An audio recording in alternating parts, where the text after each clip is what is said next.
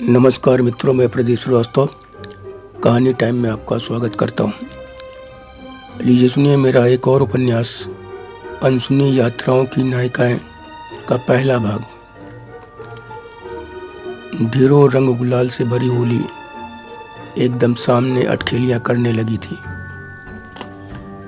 फागुन में फगुनाहट जोर शोर से बह रही थी। पेशे से तेज तर्रार वकील मेरे एक पारिवारिक मित्र दरभंगा से वापस लखनऊ आ रहे थे। इस यात्रा के दौरान ट्रेन में उनके साथ बड़ी ही अजीब घटना हुई, ऐसी कि परिवार नष्ट होते होते बचा। परिवार के सकुशल बच जाने का पूरा श्रेय वो ईश्वर और अपनी ब्रॉड माइंडेड पत्नी को देते हैं। यह अक्षरशः सत्य भी है, क्योंकि यदि उनकी पत्नी बहुत सुलझे खुले विचारों वाली नहीं होती तो परिवार का बिखरना सुनिश्चित था। घटना से वह इतना आहत हुए, इतना आहत थे कि पूरी होली किसी से मिलने नहीं गए। 25 वर्ष में पहली बार मेरे यहाँ भी नहीं आए। होली बीतने पर जब मैंने फ़ोन किया तो बड़े अनमने ढंग से बोले, आता हूँ किसी दिन। 2 दिन बाद रविवार को आए तो उसी समय उन्होंने उस अजीब घटना के बारे में मुझे बताया, जिसे सुनकर मैं अचंभित रह गया। घटना पर विश्वास करना मेरे लिए बड़ा कठिन हो रहा था। मैंने कभी स्वप्न में भी नहीं सोचा था, ना ही कभी किसी से सुना या पढ़ा था कि ट्रेन में ऐसा भी हो सकता है, वह भी अपने देश भारत में। मेरे वह मित्र झूठ का सच, सच का झूठ करने वाले पेशे के ऊंचे खिलाड़ी हैं, लेकिन व्यक्तिगत जीवन में सामान्यतः वह सच ही बोलते हैं। अपनी बात को सीधे सीधे मुखरता से कह देते हैं। किसी को बुरा लगेगा या भला, इसकी परवाह वह रंच मात्र भी नहीं करते। मैंने उनकी बात पर आश्चर्य व्यक्त करते हुए कहा, समझ नहीं पा रहा हूँ कि इस घटना को आपके लिए अच्छा कहूँ या बुरा, खुशी व्यक्त करूँ या दुख। वह चिप्स का एक टुकड़ा मुंह में रख कर की कर्कश आवाज के साथ खाने के बाद बोले, देखिए मेरे हिसाब से इस घटना के 2 हिस्से हैं। एक हिस्सा खराब है, दूसरे हिस्से को क्या कहूँ या समझ नहीं पा रहा हूँ। लेकिन महत्वपूर्ण यह है भाई कि मैंने आपको एक एक बात बता दी है। जैसा हुआ, जो कुछ हुआ, सब कुछ आपको एक ज़बरदस्त उपन्यास के लिए विपुल मात्रा में उपन्यास तत्व दे दिए हैं। अब आप अपनी कलम चलाइए। आपकी ज़बरदस्त लेखनी से पाठकों को एक और बढ़िया उपन्यास पढ़ने को मिलेगा। हाँ, मेरी प्राइवेसी हर स्थिति में बनी रहे, इसका सबसे पहले आप ध्यान रखिएगा। इस घटना की जानकारी रखने वाली मेरी पत्नी, मेरे बाद आप तीसरे व्यक्ति हैं। आश्वासन नहीं, आपसे वचन चाहता हूँ कि भाभी जी या अन्य किसी को भी चर्चा के दौरान भी मेरा नाम प्रकाश में नहीं लाइएगा। भाभी जी या अन्य किसी से भी चर्चा के दौरान भी मेरा नाम प्रकाश में नहीं आएगा।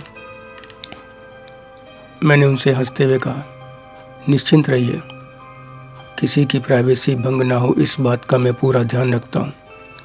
एक जिम्मेदार लेखक होने के नाते मैं इसे अपना कर्तव्य मानता हूँ। जहाँ तक लिखने का सवाल है तो इस संबंध में मैं यही कहूँगा कि जब मैं लिखता हूँ तो किसी के लिए लिखना है या सोच कर या ध्यान में रख कर नहीं लिखता। मैं एक ही बात पर ध्यान केंद्रित रखता हूँ कि मेरे उपन्यास कहानी अपने मापदंडों पर पूर्णतः खरे हों। दूसरी बात यह कि आपके साथ जो घटना हुई है वह ऐसी है कि उसे उपन्यास में परिवर्तित करने के लिए मेरा मानना है कि बहुत ज़्यादा बोल्ड होना पड़ेगा। और मैं समझता हूँ कि यदि लिखूँगा तो हमारा समाज पढ़ेगा तो खूब रस ले लेकर, लेकिन नैतिकता की चादर ओढ़कर बेहद तीखी प्रतिक्रियाएं देगा। आलोचक गण नैतिकता की गन से मुझ पर बस्ट फायर झोंक देंगे। टूट पड़ेंगे सब मुझ पर। मेरी बात सुनकर उन्होंने गहरी सांस ली, फिर मेरी आंखों में देखते हुए कहा, तो क्या आप प्रतिक्रियाओं आलोचनाओं के डर से लिखना बंद कर देंगे? आपकी बातों से तो यह प्रमाणित होता है कि आपका ध्यान लिखने से पहले प्रतिक्रियाओं पर रहता है।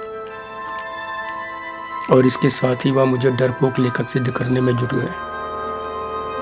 मैं उनका उद्देश्य साफ साफ समझ रहा था कि वह उपन्यास लिखवाने के लिए मुझसे तत्काल हाँ करवाना चाहते हैं। लंबी बहस खाने पीने के बाद वह परिवार के साथ चले गए, लेकिन उनकी बताई घटना उनके साथ नहीं गई। वह मेरे दिमाग में घूमती रही कि ऐसा कैसे कर लेते हैं लोग। इस समाज का घोर पतन कहूँ इसे या क्या कहूँ। मैं उनके साथ घटी इस घटना को याद नहीं रखना चाहता था, लेकिन वह विस्मृत ही नहीं हो पा रही थी। जीवन के साथ साथ समानांतर चलती रही। देखते देखते करीब 20 फागुन निकल गए। इस बीच वकील साहब ने अपना कद कई गुना बढ़ा लिया। मेरे यहाँ से उनका रिश्ता भी हर फागुन के साथ और गहरे रंग में रंगता चला गया। उनकी बेटी मेरा बेटा मित्रता के इस रिश्ते को रिश्तेदारी में बदलने की ओर कदम बढ़ाए चले जा रहे हैं। दोनों घरों का मौन उन्हें मौन स्वीकृत ऊर्जा दे रहे हैं। मैं भी रिटायरमेंट के करीब पहुंच गया हूं। इस बीच मैंने कई किताबें पूरी की, लेकिन उनके साथ हुई विचित्र घटना पर लिखने का मूड नहीं बना पाया। जबकि वकील साहब गाहे बगाहे याद दिलाना नहीं बोलते थे।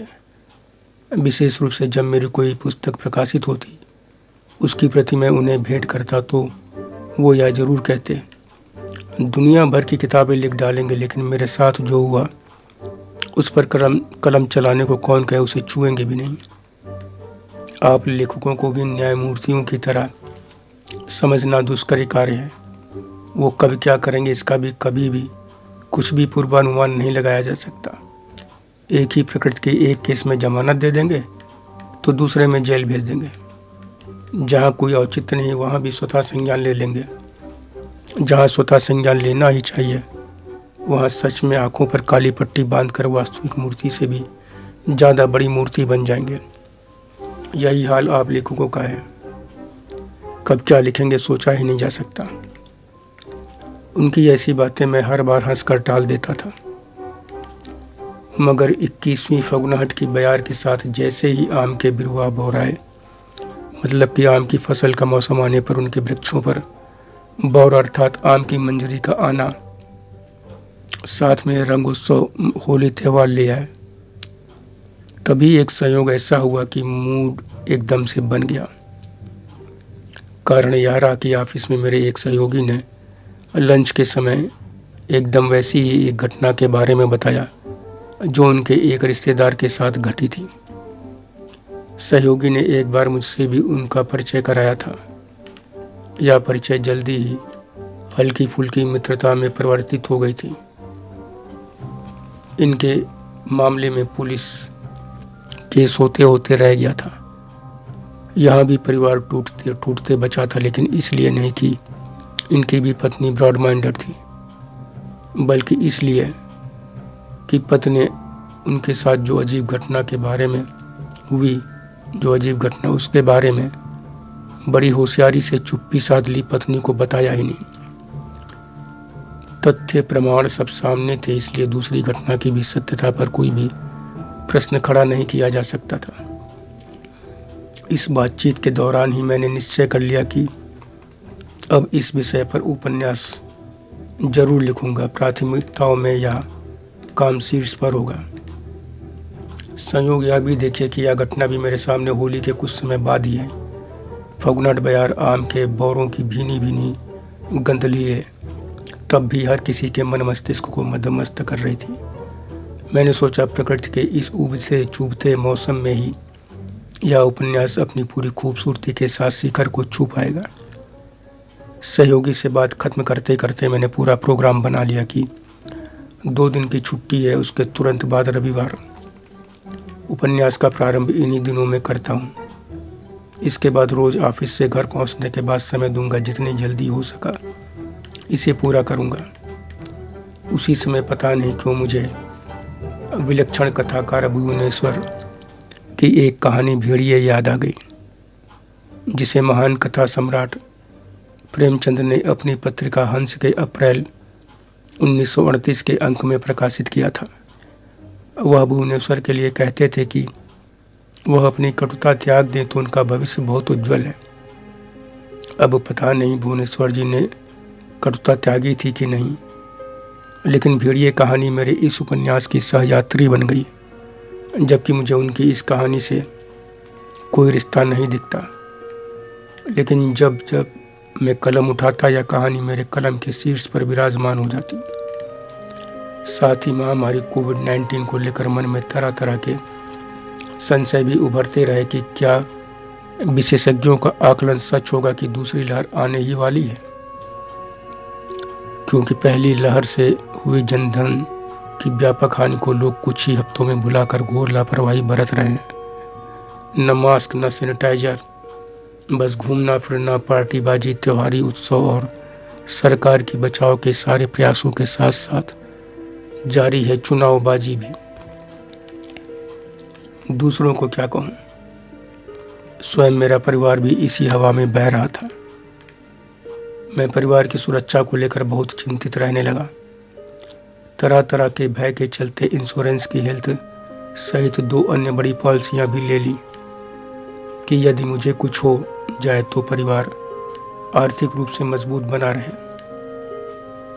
पहली लहर में ऑफिस के कई लोगों के देहांत के बाद उनके परिवारों को मानसिक ही नहीं आर्थिक रूप से भी बिखरता देखा था। यह सब देखकर मन दहल उठता था। मैंने सोचा कि अगर दूसरी लहर आई और पहले की तरह लॉकडाउन लगा तो लिखने के लिए समय तो खूब मिल जाएगा, लेकिन क्या उस हाहाकारी तनावपूर्ण वातावरण में पहले की तरह फिर लिख पाऊंगा?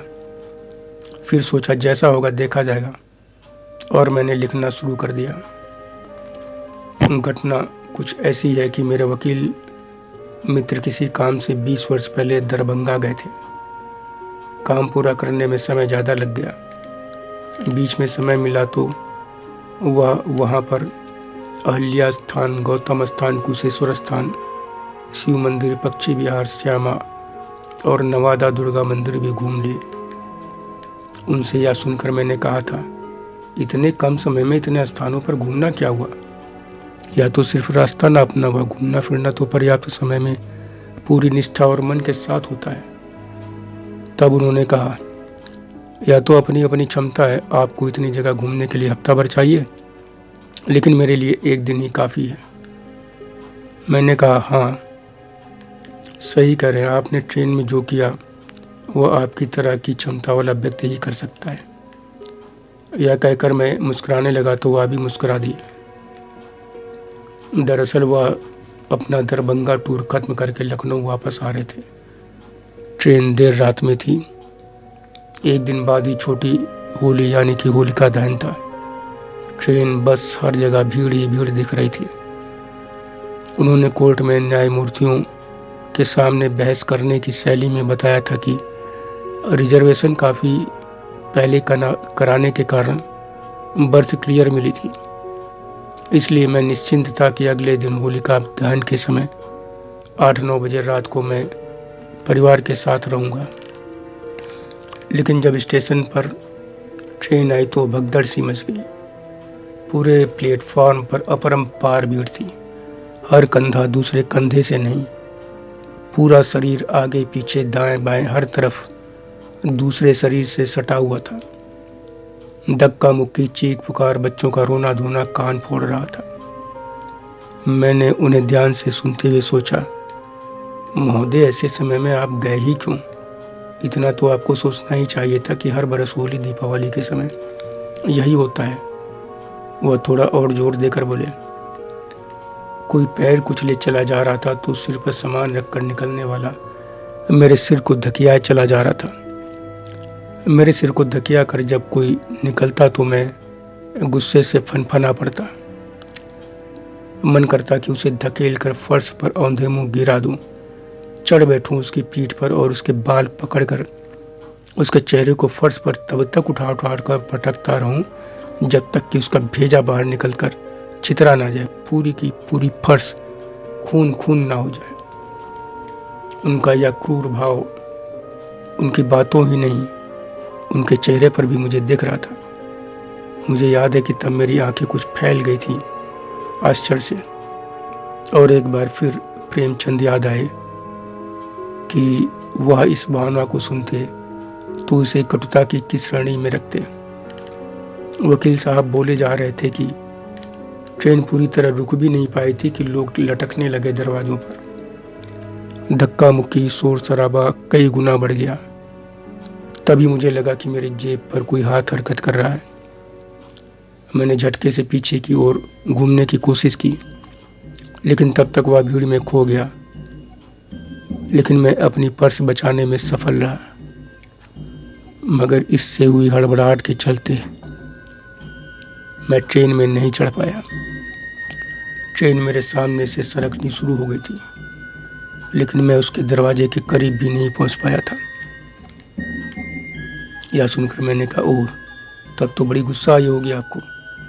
उनकी पिछली खूर बात को ध्यान में रखकर मैंने पूछा तो उन्होंने कहा, सुनिए तो, मेरा सूटकेस भी काफ़ी भारी था, इसलिए ज़्यादा तेज़ी नहीं दिखा पाया और ट्रेन मेरे सामने से निकल गई।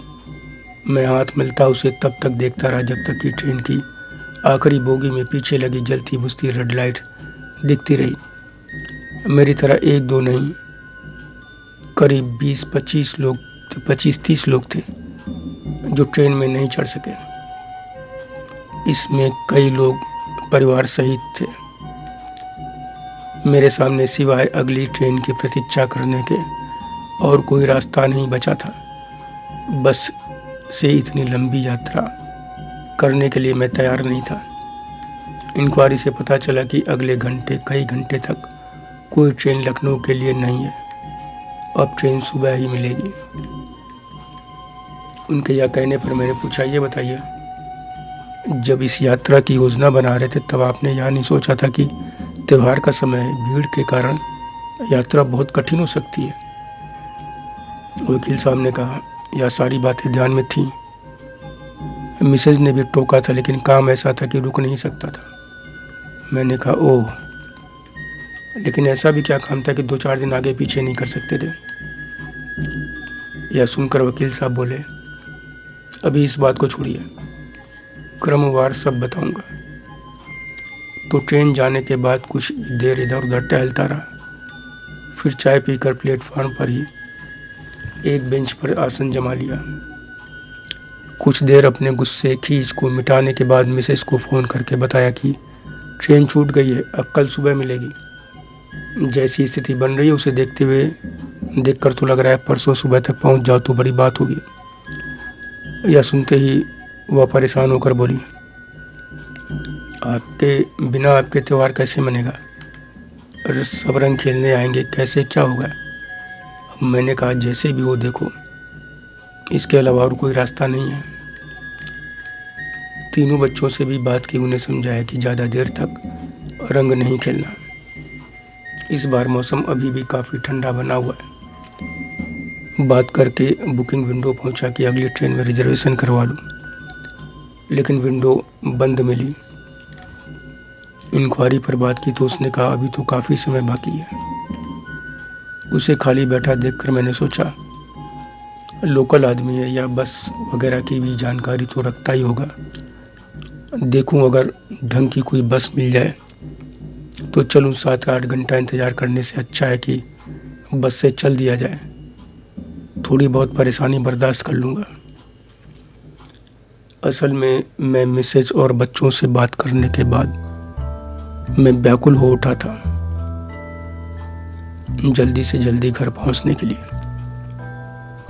पूछने पर उस व्यक्ति ने कहा, अब सुबह से पहले आपको कोई बस भी नहीं मिलेगी, ट्रेन का इंतज़ार करना ही पड़ेगा। कल छोटी होली है। इसके बावजूद लोग कल से ही और ज़्यादा रंग खेलने लगे हैं। आज ही जिधर देखो उधर रंग ही रंग दिख रहा है।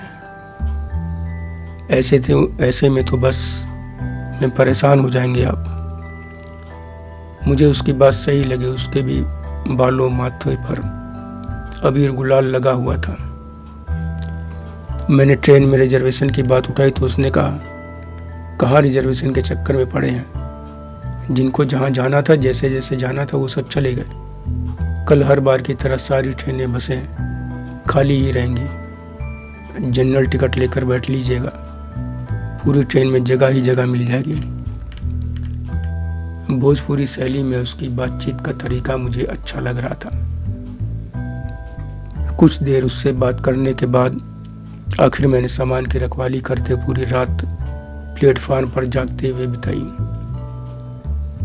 यह सुनकर मैंने कहा, तब तो आपकी वह रात बड़ी कष्टदायी रही होगी।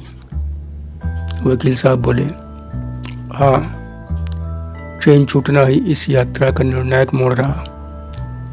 अगले दिन ट्रेन सुबह 10 बजे थी, तो मैंने वहीं नहा धो लिया, जिससे थकान आलस्य से थोड़ी सी राहत मिली। सुबह से ही बच्चों मिसेस से 3-4 बार बात हो चुकी थी। सब परेशान थे। स्टेशन पर गिने चुने लोग थे। जब ट्रेन आई तो उस आदमी की बात सच निकली। ट्रेन की हर बोगी लगभग खाली थी। मैंने जनरल टिकट लिया था, पीछे से 7वीं बोगी में सवार हो गया। चलते चलते मैंने खाने पीने की कुछ चीज़ें, पानी की 2 बोतलें भी ले ली थी। एक सीट पर अपना सामान रखकर उसके सामने वाली सीट पर बैठ गया। कुछ देर बाद ट्रेन चल दी। जब वह आउटर क्रॉस कर गई तो मैंने सोचा कि देखूं और कितने लोग हैं बोगी में।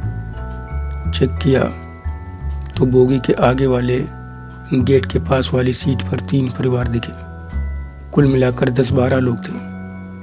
सोचा चलो अच्छा है, रास्ते में बातचीत के लिए कुछ लोग तो हैं। मगर उन लोगों से बातचीत करते ही 5 मिनट में ही मुझे मिली राहत उड़न छू हो गई। मैंने पूछा, क्यों, ऐसा क्यों हुआ? वकील साहब बोले, क्योंकि वह सब अगले ही स्टेशन समस्तीपुर में उतरने वाले थे। मैं बुझे मन से लौटकर अपनी जगह पर बैठ गया। मन को खुद ही सांत्वना दी कि वैसे भी या सभी ऐसे नहीं दिख रहे हैं जिनसे वार्तालाप या बतरस का आनंद ले पाऊंगा, रास्ते का खालीपन भर पाऊंगा। लेकिन रहा नहीं गया तो दूसरे गेट की तरफ चला गया कि देखूं उधर कितने लोग हैं। मेरे आने के बाद कुछ लोग तो बैठे ही होंगे। इतना बड़ा शहर है, एकदम सन्नाटा थोड़े ही हो जाएगा। मगर इधर और बड़ी निराशा हाथ लगी। मैंने पूछा, क्यों, वहाँ कोई नहीं था क्या? वकील साहब बोले, था। कुल मिलाकर वहाँ एक महिला थी, यही कोई 25-26 साल की। बगल में उसका सामान रखा था, प्लास्टिक की एक डोलची, मटमैले भूरे रंग का एक पुराना सा बैग। वह सीट पर दोनों पैर ऊपर की पालथी मारकर बैठी थी, काफी फैलकर। गोद में 4-5 महीने का बच्चा था, जिसे वह दूध पिलाते हुए खिड़की से बाहर देखे जा रही थी। उसे अस्त व्यस्त देखकर मैं तुरंत आगे बढ़ गया। गेट पर खड़ा होकर बाहर देखने लगा। ट्रेन अपनी पूरी गति में चल रही थी। तेज हवा में मुझे हल्की ठंड महसूस हो रही थी। मुझे लगा कि नींद हावी हो रही है। तो वापस आकर सूटकेस को चेन से सीट में लॉक किया और जूते उतार कर लेट गया। आंखें बोझिल हो रही थी, फिर भी मैं किसी भी स्थिति में सोना नहीं चाहता था। क्यों, आप क्यों नहीं सोना चाहते थे? वकील साहब ने कहा, क्योंकि सूटकेस में रखे करीब 5 लाख रुपए हों और सोने के हार की चिंता थी। यह सुनकर मैंने कहा, वाह, अच्छी खासी फीस ली थी, लेकिन मैं काम के बारे में बिल्कुल नहीं पूछूंगा। यह कहकर मैं हंस पड़ा तो वह मुस्कुराते हुए बोले, बात आगे बढ़ने दीजिए, काम भी बताऊंगा। तो हुआ क्या कि नींद इतनी तेज थी कि मैं लेटते ही सो गया। आंखें तब खुली जब ट्रेन समस्तीपुर स्टेशन के प्लेटफार्म पर हल्के झटके के साथ रुकी। साथ ही थोड़ी चहल पहल की आवाज़ें कानों में पड़ी। मैं उठकर खिड़की से बाहर देखने लगा। पूरा प्लेटफार्म खाली खाली दिख रहा था। चाय पीने की इच्छा हुई, लेकिन दुकान काफ़ी आगे थी। मैं नीचे जाना नहीं चाहता था। ट्रेन जब चलने ही वाली थी तभी चाय की तीखी आवाज़ कान में पड़ी। मैंने सोचा कि कहीं यह भी ना छूट जाए, इसलिए उसी के अंदाज में चीख कर बुलाया, चाय। उसने जल्दी से आकर चाय दी, मगर शेष बचे रुपए मैं नहीं ले पाया। ट्रेन चल दी थी। चाय वाला उस गति से आगे नहीं आ पाया। उसके हाथ में चाय की केतली बांस की डोलची थी, जिसमें डिस्पोजेबल कप कुल्हड़ दोनों ही थे। मैंने मन में कहा, कोई बात नहीं, इस समय चाय की ज़्यादा ज़रूरत है। यह सुनकर मैंने कहा, अर्थात एक बार फिर आपके साथ अच्छा नहीं हुआ? वकील साहब कुछ क्षण सोचकर बोले, हाँ हाँ, आप कह सकते हैं, क्योंकि वह एक चाय मुझे 50 रुपए की पड़ी। चाय जब खत्म की तो सोचा देखूं तीनों परिवार हैं कि गए। जाकर देखा तो वहाँ कोई नहीं था। मन ही मन कहा, हद हो गई, इतने बड़े स्टेशन से यहाँ कोई नहीं चढ़ा। लगे हाथ टहलते हुए दूसरी तरफ भी गया कि उधर कोई नया सहयात्री आया या नहीं। वह महिला है कि वह भी चली गई। मैं इस बोगी में अकेला रह गया हूँ। देखा तो वह मुझे अपनी सीट पर नहीं मिली। नीचे जमीन पर एक चादर बिछाकर बैठी हुई थी। दोनों पैर सीधे फैलाई हुई थी। बच्चे को पैरों पर ही लिटाया हुआ था। उसी के साथ खेल रही थी। गेहुए रंग का आकर्षक बच्चा था, बहुत स्वस्थ। उसकी मोटी मोटी कलाइयों में उसने काली सफ़ेद मोती को काले धागे में पिरोकर पहनाया हुआ था। गले में ताबीज और चांदी में किसी जानवर का दांत भी। वकील साहब अच्छी शैली में वर्णन कर रहे थे तो मेरी सुनने में रुचि बनी हुई थी। इसी बीच मिसेज आई तो मैंने उन्हें चाय के लिए संकेत में कह दिया। उन्होंने समझा कि हम दोनों कोई महत्वपूर्ण चर्चा कर रहे हैं तो चुपचाप वापस चली गई। वकील साहब का वर्णन निर्बाध चलता रहा। वो कह रहे थे, माँ का दूध पीते हुए बच्चा खूब हाथ पैर चलाकर खेल रहा था। माँ जब बुलकारती तो वह चुटुर चुटुर पी रहे माँ के स्तनों के निपुल को छोड़कर मुस्कुराते हुए माँ की आंखों में देखने लगता। बच्चे की मासूम मुस्कुराहट में खोकर मैं अनायास ही ठिठक कर उसे देखने लगा। तभी महिला ने एक नज़र मुझ पर डाली और बड़े हल्के से मुस्कुराती हुई अपनी साड़ी को घुटनों से और ऊपर खिसका दिया। साड़ी को घुटनों से और नीचे खिसका दिया। अभी तक वह घुटनों से ऊपर ही थी। एक तरह से उसने साड़ी पेटीकोट को ऊपर मोड़कर बच्चे के लिए बिछौना बना रखा था। ब्लाउज की जगह उसने छोटी सी कुर्ती यानी जम्फर पहन रखी थी, जिसमें कुर्ती की तरह दोनों तरफ जेब थी। एक छोटी जेब ऊपर भी लगी थी, ठीक उसके बाएं स्तन के ऊपर। सारी जेबों में कुछ न कुछ सामान भरा हुआ था। वह छोटी कुर्ती उसके कमर तक थी। दोनों तरफ साइड में करीब करीब 3 इंच तक कटी हुई थी। गले से नीचे उसमें 4 बटन थी। ऊपर की 2 खुली हुई थी, जिससे छाती का बड़ा हिस्सा दिख रहा था। उसके स्तन बहुत ही ज़्यादा बड़े और सख्त नजर आ रहे थे। वकील साहब के भावों से मुझे लगा कि वह पूरा दृश्य सृजित किए बिना नहीं मानेंगे, तो मैं शांत रहा। उन्होंने आगे कहा, शायद उसने बच्चे को बड़ी देर से दूध नहीं पिलाया था। उसके स्तन की हरी हरी नसें गले तक बुरी तरह उभरी हुई दिख रही थी। उसने गले में चांदी की मोटी सी चेन पहन रखी थी। उसमें काले रंग के कपड़े में बना एक चौकोर ताबीज भी बंधा हुआ था, जो मैल तेल के कारण बिल्कुल चिकट होकर काला काला चमक रहा था। एक पाइप नुमा गोल ताबीज तांबे का भी था। दोनों उसकी छातियों के बीच की रेखा छू रहे थे। वह बेटे के हाथ पैर को कभी इधर कभी उधर करती, उसके गालों को छूती तो वह किलकारी भरता, हाथ पैर खूब तेज तेज चलाता। मैंने सोचा माँ बेटे के आनंद के इस क्षणों में मुझे बाधक नहीं बनना चाहिए। मैं गेट पर चला गया। वहाँ खड़ा खड़ा बाहर देखता रहा। जहाँ कहीं ट्रेन बस्ती के नज़दीक पहुँचती तो रंगों में सरबोर रंग की मस्ती में गाते झूमते लोग ही दिखाई देते। लगता जैसे छोटी नहीं मुख्य होली रंग खेलने का ही दिन है।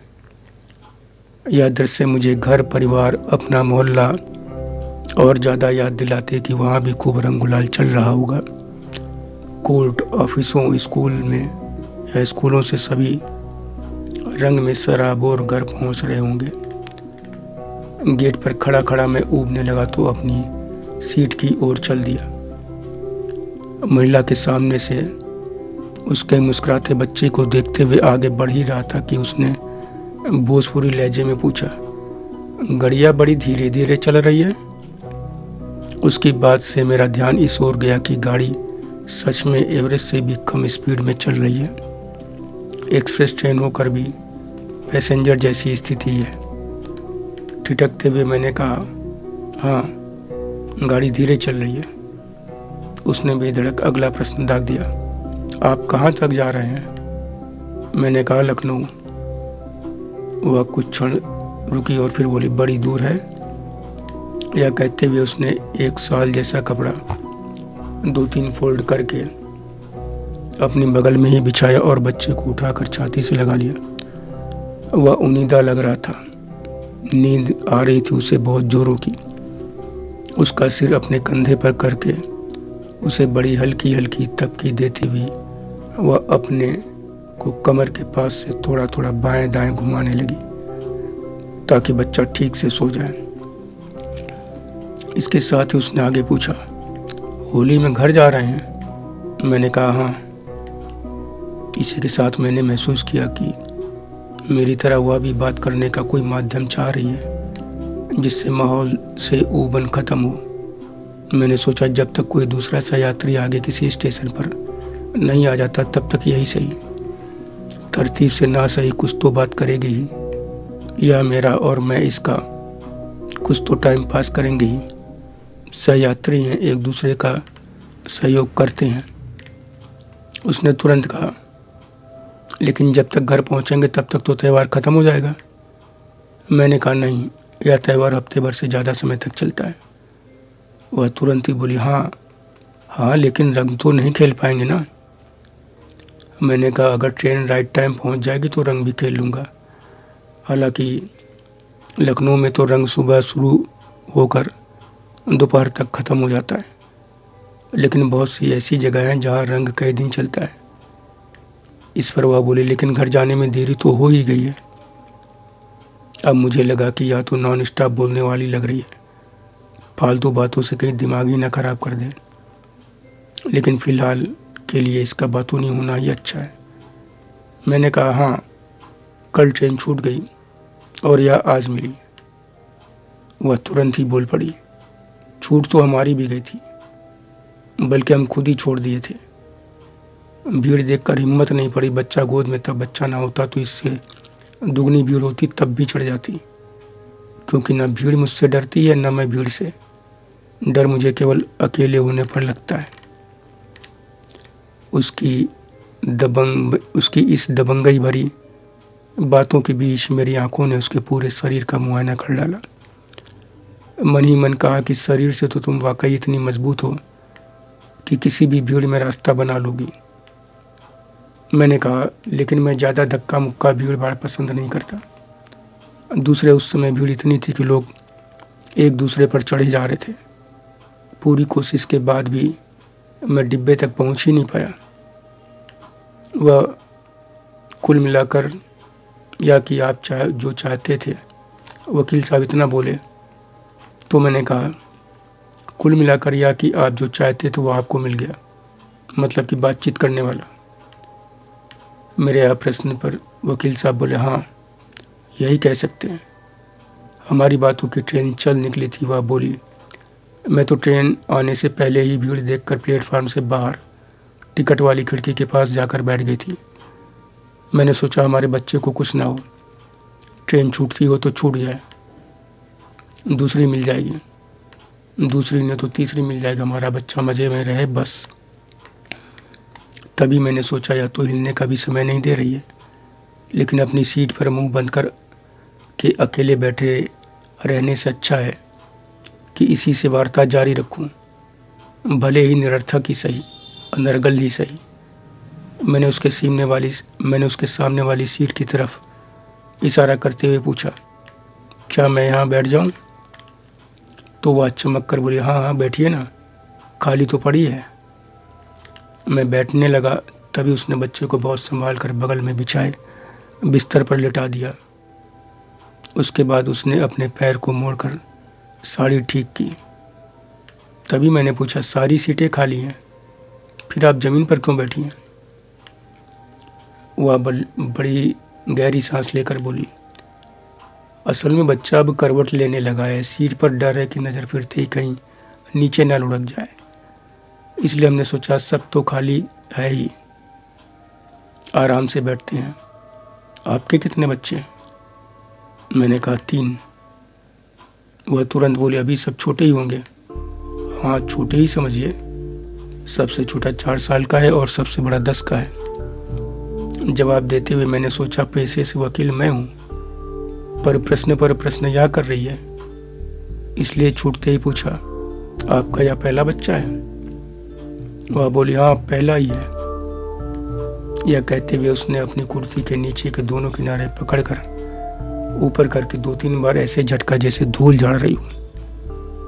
उसने इतना बेफिक्र होकर इतने आराम से यह किया कि उसके शरीर के बड़े हिस्से पर मेरी दृष्टि अनायास ही पड़ गई। ऐसा करने से कुर्ती खुले बटन के पास और भी ज़्यादा फैल गई। छाती का अब और बड़ा हिस्सा मेरी दृष्टि को खुद से और ज़्यादा जोड़ने लगा। इस धूल झाड़ने के चक्कर में उसका जितना शरीर खुला, उससे यह बात एकदम साफ हो गई थी कि उसने कुर्ती के नीचे कोई भी अंदरूनी वस्त्र नहीं पहने हैं। इसके चलते ट्रेन के साथ ही साथ उसकी छातियां भी एक खास लय में हिल डुल रही थी। उसकी लयबद्ध यह हलचल बार बार मेरा ध्यान अपनी तरफ खींच ले रही थी।